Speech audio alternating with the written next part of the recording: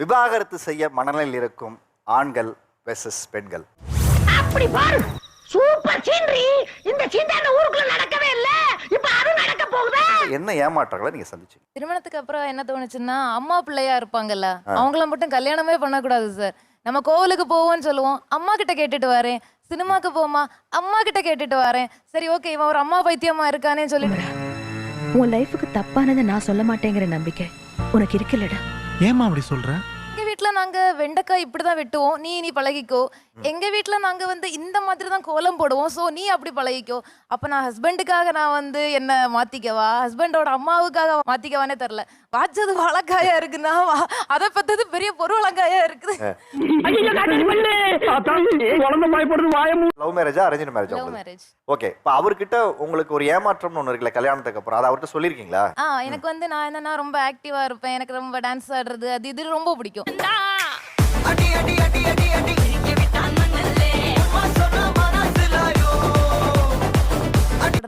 சும்மா சும்மா என் ரிலேட்டிவ்ஸ் பாத்துருவாங்க, ஓவரா ஹோம்லி ஆயிட்டா. அது எனக்கு மேன்லி ஆயிட்டீங்க, அவர் ஹோம்லி ஆயிட்டாரு.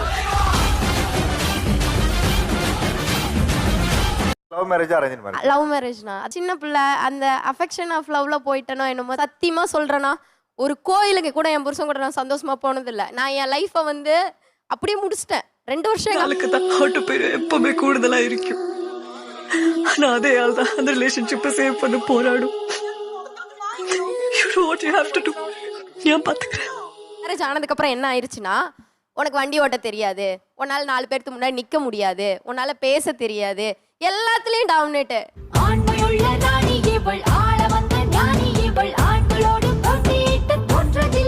நல்லாவே சமைப்பேன், உனக்கு சமைக்கவே தெரியாதுங்கிறதுல எனக்கு சமைக்கிறது கூட மறந்து போச்சு. இப்படிலாம் ஏன்னா இருக்கிறாங்க.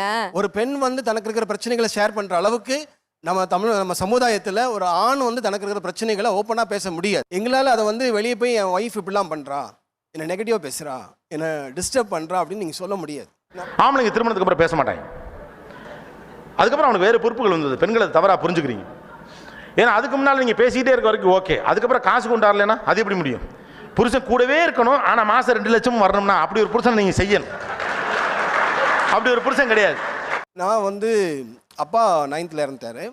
அப்புறம் நானே 12th அப்புறம் நானே தான் படித்தேன். படித்து இன்னைக்கு ஒரு 20 டிகிரிக்கு மேலே படித்தேன். ஆனால் என் ஒய்ஃபு எங்கேயுமே கூட நிற்கிறேன், சப்போர்ட் பண்ணுறேன் அப்படின்லாம் பேசுனது இல்லை. ஆனால் எதிர்பார்ப்போம், எப்போ வரீங்க, எப்போ வரீங்க, எப்போ வரீங்க, எப்போ வரீங்க. நமக்கு இமோஷனலாக நம்ம கூட கனெக்ட் ஆகி நம்ம கூட சப்போர்ட் பண்ணுவாங்க, சைக்காலஜிக்கலாக நம்மளை உற்சாகப்படுத்துவாங்க, தைரியப்படுத்துவாங்க, நம்ம செய்கிறத ஒத்துக்குவாங்க அப்படிங்கிற ஒரு ஆசை இருக்கும்ல. அது எங்கேயுமே நிறைவேறாத போது உங்களுக்கு ஒரு மன வலி இருக்கும். அந்த வலியை நீங்கள் வேற யார்கிட்டையும் சொல்ல முடியாது. அதாவது உங்கள் திருமண வாழ்க்கையில் ஒரு எதிர்பார்ப்போட தான் எல்லாரும் திருமணத்துக்குள்ள பந்தத்துக்குள்ள வரும். அந்த எதிர்பார்ப்பு எங்கே ஒரு இடத்துல திருமணத்துக்கு அப்புறம் பொய்யாகுது? என்னோட கணவர் ஆண்களே காதல் பண்ற அளவுக்கு ரொம்ப நல்லவர். கல்யாணம் பண்ண மறுநாள் தான் வீட்டில் இருக்கிறாரு, அதுக்கு அடுத்த நாளே காணோம். மாட்டை வாங்கிட்டோம், தொழுவத்துல கட்டிட்டோம், அவ்வளவுதான். அவ்வளோ பெரிய காமெடி இல்லை இது. நம்ம 10 வார்த்தை பேசினா அவர் ஒரே வார்த்தை, அவ்வளவுதான். ஆமாங்க, பேசினா 11வது நிமிஷம் சண்டை தான் வரும். நான் இவ்வளோ பேசுவேன்னு தெரியும்ல, அப்புறம் எப்படி என்ன எப்படி சூஸ் பண்ணாரு? சம்பளம் கொடுக்குற கம்பெனியே இப்படி இருக்கணும்னு ஆசைப்படுற இவங்க ஒய்ஃப்க்கு எக்ஸ்பெக்டேஷன் இருக்கக்கூடாதுன்னு சொல்றது எந்த விதத்துல நியாயம்? பிரச்சனை என்னன்னா, அவங்க எக்ஸ்பெக்டேஷனை நாங்க கண்டுபிடிக்கணும்னு நினைக்கிறாங்க. சரி, அவங்க என்ன சொல்றாங்க, ஒரு பெண்ணை போல ஆணுக்கு ஒரு எக்ஸ்பெக்டேஷன் இருக்கும் தானு கேட்குறாங்க. ஒரு மனைவி நான் 21 நாள் பேசல, என்னை ஏன் கேட்கல? அதுக்கு அவர் ஒரே ஒரு பதில் சொன்னாரு, நீ கோவமாவா இருக்க, நான் ஏதோ நீ யோசிச்சுட்டு இருக்கிறல்ல நினைச்சேன். 15 வருஷம் கழிச்சு தான் கண்டுபிடிச்சேன், அவர் என்ன லவ் பண்ணல, நான் செய்யற சமையல தான் லவ் பண்றாரு. 15 வருஷம் ஆச்சு இதை எனக்கு கண்டுபிடிக்க. இந்த டெக்னிக் கத்துக்கிறதுக்கு 15 வருஷம் ஆயிருக்கு. இந்த ஜென்ஸ் கிட்ட பசங்க கிட்ட இருக்கிற பிரச்சனையே அந்த நல்லவன் டேக் தான் சார். அக்கா, குட் பாய்னா எப்படி இருக்கணும்? ஃபர்ஸ்ட் ஒருத்தங்கள மதிக்கணும், ரெண்டாவது அடுத்தவங்கள அசிங்கப்படுத்தக்கூடாது. இதெல்லாம் சின்ன குழந்தை எல்கேஜில manners, what is the characteristics of a good பாய்னு ஒரு சார்ட் போட்டு சொல்லி தருவாங்க. இப்போ யார் மதிக்கல, யார் மதிக்கிறாங்க, யார் அக்கா மதிக்கிறாங்க உங்களை இப்போ Men நான் அக்கான்னு வந்துட்டு- சொன்னேன்க்கா, பேர் வச்சு கூப்பிடல, ஒரு வாங்க போங்கன்னு கூட அதுதான் சொல்றேன். இதுதான் இப்போ நீங்க நான் நல்ல பையன் காமிச்சிக்கிறீங்க. இது வந்து அதுதான்க்கா நான் நார்மலா சொல்றேன். நடக்கணும். அப்ப நல்ல பையனா எப்படி இருக்கணும்னு மறுபடியும் கேட்கறேன் நான். அதுதான் நான் சொல்றேனே, நல்ல பையன்னா அவனுக்கான கேரக்டர்ஸ் ஒருத்தங்கள மாதிரி இது இன்வாலண்டரியா நார்மலா நடக்கிறது. அதை சொல்லிக்காம அந்த பையன் சொல்லிட்டு வேலிடேஷன் எதிர்பார்க்கறாரு. சேம் திங், நீங்க ஒரு சாப்பாடு போட்டோன்னு உங்க கணவனோ உங்க அப்பாவோ யாரோ ஒருத்தவங்க கிட்ட அந்த சாப்பாடு நல்லா இருக்குன்னு எதிர்பார்க்கறீங்கல்ல, அது வேலிடேஷன். நீங்க எதிர்பார்க்குற மாதிரி தான் ஒரு கணவரும் எதிர்பார்ப்பாரு. நான் உனக்கு நேற்று சாரி வாங்கிட்டு வந்து கொடுத்தனே, என்னங்க அந்த சாரி பார்த்து ரொம்ப நல்லா இருக்கு, அது எத்தனை மனைவி சொல்றாங்க? பாதி பேர்லாம் சொல்றது இல்ல, வாங்கி கொடுக்குற வரைக்கும் சண்டை போடுவாங்க. ஓகேவா? கணவர் தான் சம்பாதிக்கிறாரு, என்னால இதான் வாங்கிக்க முடியும், நான் அக்செப்ட் பண்ணிட்டு போனாலே முடிஞ்சிச்சு, ஒரு சுமூகம் முடிச்சு. ஆனா அப்படி இல்லை, ஏன் உன்னால வாங்கி தர முடியல, இஎம்ஐ எடு, இது பண்ணு அது பண்ணுன்னு சொல்லிட்டு ப்ரோலாங் பண்ணுவாங்க. அது அன்னியோட முடியாது, அது வந்து ஒரு வாரம் போகும், ஒரு மாசம் போகும், அவ்வளவுதான். அதுல இருந்து அந்த சண்டை ஆரம்பிக்கும். அதுக்கப்புறம் எங்க பேசுறது?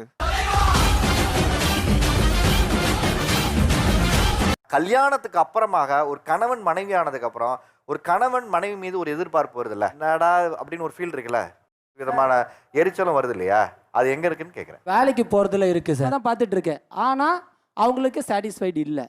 இந்த மாதிரி டைம்ல ஒய்ஃப் வந்து ஹெல்ப் பண்றது இல்லை சார். அந்த மாதிரி டைம்ல நாங்க உடம்பு மனைவி அமைவதெல்லாம் இறைவன் கொடுத்த வரம், மோட்டார் அமைவதெல்லாம் அவனவன் செய்த வினை. நான் கண்டினியூ வேலைக்கு பண்றேன். போகணும்னு எதிர்பார்க்குறீங்க அவங்க. ஆமா சார். போக மாட்டேங்கிறாங்க. போக மாட்டாங்க. எங்க அப்பா வந்து எங்களை சின்ன வயசுல அப்படி வளர்க்கல. நாங்க சந்தோஷம் ஏதாவது யூஸ் பண்ணலாம், அவங்களே கோல்டு வாங்கலாம், ஏதோ ஒரு ஃபங்க்ஷனுக்கு ஏதோ ஒரு செலவுக்கு நமக்கு வரும். நானும் ரெஸ்ட் எடுக்கிற மாதிரி ஒரு இது இருக்கும். பட் கிடைக்கிற வேலைக்கெல்லாம் போய் மாசம் மாசம் இஎம்ஐ கட்டி இருக்கிற வாழ்க்கை வாழ்ந்து முடிச்சுறதா, இல்ல எது நடந்தாலும் பரவாயில்ல நம்ம நினைச்சபடிதான் வாழணும், வாழ்ந்துட்டு போறதா? எந்த பக்கம் வரும்? இருட்டுல கண்ணு கட்டி காட்டுல விட்ட பாரு. இப்போ நீங்க வேலைக்கு போகணுன்றீங்களா போக கூடாதுன்னு சொல்றீங்களா? நீங்க அலோவ் பண்ணாதானே? அதுதான் நான் போக சொல்லி தானே மேடம் சொல்றேன். இப்போ போக சொல்லி தானே சொல்லிட்டு இருந்தேன். இல்ல இப்ப அப்பா தான் நம்ம கணவன் எதிர்பார்க்கணுன்றீங்க. ஆமா சார். ஏன் உங்க அப்பா உங்களை வேலைக்கு அனுப்பல? ஏன் உங்க அப்பா அப்பா இல்ல சார், இது வந்து இதுல வந்து பொருளாதாரம் தாங்க அதுல நிக்குது. இப்ப சார் வந்து அவருக்கு வந்து பொருளாதாரம் தேவை, அதனால அவர் அதை முடிவு பண்றாரு. உங்க வீட்டுல அது வந்து இருக்கு, அதனால அவர் அனுப்பல, அவள்தான். போக கூடாதுன்னு ஆசைப்படுற அந்த ஒப்பீனியன் வைக்கிறது ஆண் தான். அது வேணுமா வேண்டாமாங்கிற சாய்ஸ் வந்து அதிகபட்சம் பெண்களுக்கு இருக்கிறது இல்ல. காலையில இருந்து வீட்டுல இருக்க எனக்கு கடுப்பா இருக்கு அப்படின்னு சொல்றாங்க. எனக்கு வந்து வேலைக்கு போகணும்னு தோணுது அப்படின்றாங்க. சரி கேக்குறேன், இல்ல எனக்கு வேலைக்கு போக பிடிக்கல, ஆனா வீட்டுல போர் அடிக்குது. என்னம்மா உனக்கு பண்றது நீ சொன்னாதானமா எனக்கு தெரியும். சொல்றத அவங்க கடைசி வரையும் ஏத்துக்கிறதுக்கு ரெடியாவும் இல்ல. 7 மணிக்கா சூரிய உதயத்தையே நீ பார்த்தது இல்லையே, என்னையே காஃபி போட சொல்றாங்கப்பா. உன்னையா? உங்க அம்மாவுக்கே நான் தானமா காபி போட்டு கொடுப்பேன். என் புடவை துணிமணி எல்லாத்தையும் என்னையே துவைக்க சொல்றாங்க. உன்னை துவைக்க சொல்றாங்களா? ஒரு மேரேஜ் அப்புறமா இப்படியெல்லாம் எதிர்பார்த்தேன்டா, ஆனா மொத்தமா மண்பானமா உடஞ்சு போச்சேடா அப்படின்னு ஒரு மூமெண்ட் இருக்குல்ல, அப்படியான வாழ்க்கையில் நடந்த அந்த மூமெண்டம் சொல்லுங்களேன். ஞாயிற்றுக்கிழமைனா மேட்சுக்கு போயிடலான்னு பார்ப்பேன் சார். ஆனா அப்போதான் சார் அவங்களுக்கு ஃபீவர் வரும், தலைவலி வரும், எல்லாமே வரும் சார். மனுஷனுக்கு கஷ்டம் வரலாம் ஜகஜம், இதை போய் பெருசா நினைச்சு ஃபீல் பண்ணிட்டு. 8 மணிக்கு டாஸ் போட்டா ஃபோன் வரும் சார், பசங்களுக்கு டிஃபன் செய்யல, கேஸ் காலி. ஆனா கேஸ் இருக்கும் சார். எல்லாரும் என்ன ஏமாத்துறாங்க. அழாதீங்க சார், அழாதீங்க. ஒரு ஃப்ரீடமே உடஞ்சிச்சு சார். சொல்லுங்க, என்னமா சின்ன பிரச்சனைகள் கூட பெருசு பண்ணி ஒரு இடத்துல அது ஒரு இஷ்யூவா மேரேஜ்ல பண்றாங்கங்கிற விஷயம் என்ன? இந்த சூரிய வம்சம் படத்துல வர மாதிரி சரத்குமார் தேவயானி மாதிரி சேர்ந்து முன்னேறலான்னு. ஆனா இப்ப இருக்க இந்த 2K கிட்ஸ் பொண்ணுங்களை மேரேஜ் பூமிக்கு பொட்டு வைத்து பார்க்கலாம் பூவுக்கும் ஆடை தைத்து போடலாம். அவங்க அம்மா வீட்டு ஃபேமிலி விஷயம் எல்லாம் போனோம், நம்ம இதுல வர மாட்டாங்க. எப்ப பார்த்தாலும் சண்டை, ஒரு சின்னதுக்கு அந்த அட்ஜஸ்ட்மெண்ட் பண்ணிட்டே போக மாட்டாங்க. பையனுங்க இருக்காங்க, இங்க 2 பையனுங்களையும் வீட்டுல கண்ணா வச்சு நான் பார்த்து வளர்த்து இன்னைக்கு 2 மருமகள் எடுத்திருக்கேன். மாயமோ மந்திரமோ தெரியல, சின்ன வயசுல இருந்தே நாங்க 2 பேரும் நல்லவங்களாவே வளர்ந்துட்டோம் இல்லடா. போற வீட்டுல நம்ம இப்படிலாம் இருக்கணும் அப்படின்னு தான் அந்த குழந்தைங்க வராங்க. ஆனால் இந்த ஆண்கள் என்ன பண்றாங்க, ஆரம்பத்துல வந்த சமயத்துல எங்க அம்மா பாத்துக்குவாங்க, நீ பேசாம இரு, ஜாமான்கள் அவங்க வாங்கிப்பாங்க, வீட்டு வேலையும் அவங்க பார்த்துப்பாங்க, சமையல் வேலையும் பார்த்துப்பாங்க, விருந்தாடிகளையும் பார்த்துப்பாங்க. அப்படிதான் பேசுவேன். ஏங்க திட்டிட்டா நீ பொத்திட்டு உட்கார்ற. தெரியாது உனக்கு ஒண்ணும் தெரியாது, வாய மூடு. இப்படியே சொல்லி யார் சொல்றா? என் வீட்ல என் பசங்க 2 பசங்க இருக்காங்க. அந்த பசங்களை வளர்த்தது யாரு? நான் தான் வளர்த்தேன். அப்புறம் நான் தான் இங்க என்னவா இருக்குன்னா, ஒரு காலையில 6 மணி 5 மணிக்கு எந்திரிச்சு ஒரு வீட்டுல பால் பாக்கெட்டும் பேப்பரும் போட்டா, பேப்பரை எடுத்து கொண்டு போய் குழந்தை யாருகிட்ட கொடுக்குது? அப்பா கிட்ட கொடுக்குது. பால் பாக்கெட்டை நேரா எடுத்து கொண்டு போய் யாருகிட்ட கொடுக்குது? அம்மா கிட்ட கொடுக்குது. இது எங்க இருந்து இந்த சரி பண்ணணும்? வீட்டுல சரி பண்ணணும். ஏன் அம்மா கிட்ட கொண்டு போய் பேப்பரை கொடுத்துட்டு அப்பா கிட்ட கொண்டு போய் பால் பாக்கெட்டை கொடுக்க கூடாதா அந்த புள்ள? பொய்யானதுக்கு அப்புறம் இந்த வண்டியில இருந்து இறங்கிடலாம்னு ஒரு முடிவு எடுக்கிறீங்கல்ல, நீங்க விவாகரத்தின் மூலமாக நீங்க மீட்டெடுக்கக்கூடிய விஷயம் என்ன, இழந்த விஷயம் என்ன? இது 2 தான் எனக்கு தேவை. கல்யாணத்துக்கு முன்னாடினா எனக்கு வந்து ரொம்ப அழகான பொண்ணு வேணும்னு ஒரு எக்ஸ்பெக்டேஷன். கல்யாணம் ஆகி அப்புறம் வந்து எனக்கு பிள்ளைய பார்த்துக்கணும், அந்த மாதிரி பிள்ளைய பார்த்து நம்ம கொஞ்சம் ஆன்டி ஆன உடனே எனக்கு கெரியருக்கு சப்போர்ட் பண்ணணும். கெரியருக்கு சப்போர்ட் பண்ணல அப்படின்னு சொல்லும்போது நீங்க எனக்கு செட் ஆகாது. சாவு சாவும்ல செத்த பையில நீ நலமா இருந்தா ஒளிஞ்சு எனக்கு பத்தி நீ சாவும்ல செத்த பையில நீ நலமா இருந்தா இருங்க.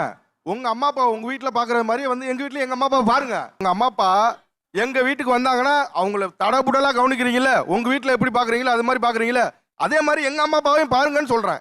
உட்காந்துருக்கீங்க, அவங்களுக்கெல்லாம் இதுக்கு பதில் சொல்லுங்க. உங்க விவாகரத்து உங்களுக்கு என்ன கொடுத்துருக்கு? சார் 17 இயர்ஸ் ஆச்சு எனக்கு மேரேஜ் ஆகி. இப்போ ஹஸ்பண்டை விட்டு பிரிஞ்சு 4 இயர்ஸ் ஆச்சு. நல்லா ட்ரிங்க் பண்ணுவார். 14 இயர்ஸ் அட்ஜஸ்ட் பண்ணி போனேன். எனக்கு 2 பெண் குழந்தைகள் இருந்துச்சு. அவங்களுக்காக நான் அட்ஜஸ்ட் பண்ணி போனேன்.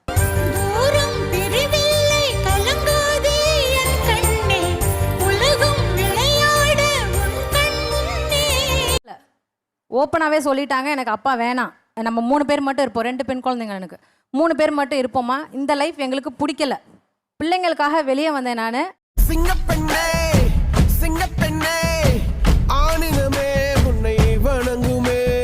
கேக்குறேன், இந்த பிரிவு உங்க பிள்ளைங்களோட சந்தோஷத்தை மீட் எடுத்துட்டீங்க. ஆமா. உங்களுக்கு சந்தோஷத்தை கொடுத்துருக்கா, கவலையை கொடுத்துருக்கா? நான் சுதந்திரமா யோசிக்கிறேன் சார். உங்க விவாகரத்து உங்களுக்கு வாழ்க்கையில என்னமா கொடுத்தது? இப்போ நான் வந்து 10th தான் சார் படிச்சிருந்தேன். இப்போ 35 வயசு ஆகுது. இப்போ 12th எழுத போறேன் சார். இந்த வருஷம் படிக்கிறேன்.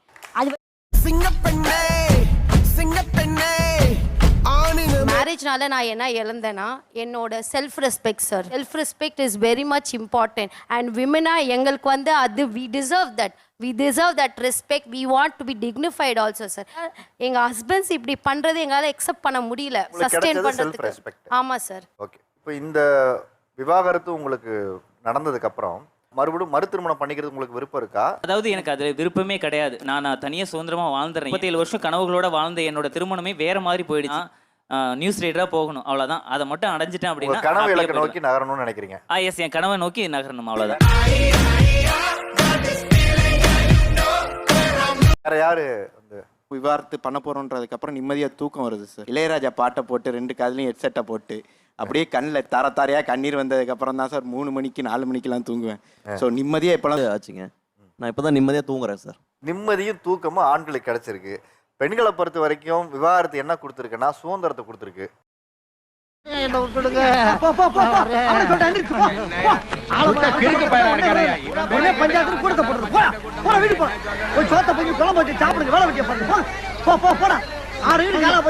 சின்ன சேனல் எதா இருந்தாலும் அது கொஞ்சம் ஆதரவு கொடுங்க. உங்க பொண்ணான கையை வந்து அந்த பெரிய தட்டிடுங்க. அவங்களுக்கு சப்ஸ்கிரைபர் 5-10 ஏறுனா அவங்க மனசு சந்தோஷப்படும்.